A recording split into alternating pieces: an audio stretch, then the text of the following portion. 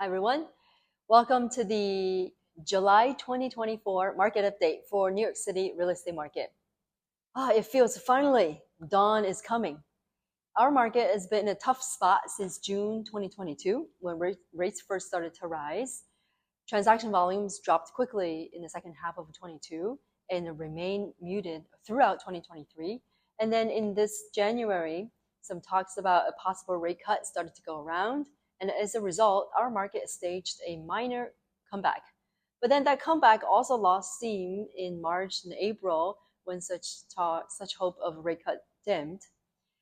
So if we want to describe so far this 7 months of 2024, we use one word to describe it. It's been a frustrating year. For us brokers, everyone is busier than last year, but the transaction volume is actually lower than last year. So this would mark the third consecutively down year from 2021. Normally in a year, if we say out of the contracts that went out, around 80% of the contracts would get signed. This year, that pull-through rate is only about 50 to 60%. A lot of the contracts don't get signed. But good news is the hope is always around the corner. Looks like finally a real rate cut is coming. And in fact, we're seeing more inquiries on our listings over the last 2 weeks, we say. Now, we'd like to mention an interesting trend, which is the divergent experience in the city market and suburban market. In the second quarter, as much as 70% of the listings in Long Island went into bidding war. For hot market like Jericho or Great Neck, that number is probably 90-95%. Whereas in the city, it's only 7% or virtually no bidding war.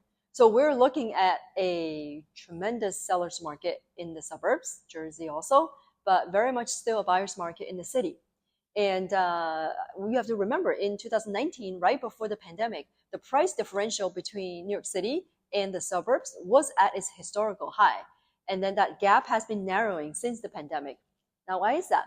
It really speaks to the lasting effect of remote work. So if for people, they can commute only 3 days out of the week, the commute becomes a lot more tolerable for a lot more people. So they're choosing to move out of the city and into the suburbs. And so this trend has been in the making for the last 4 years. Now everything is cyclical. So we'll see how this trend continues to evolve.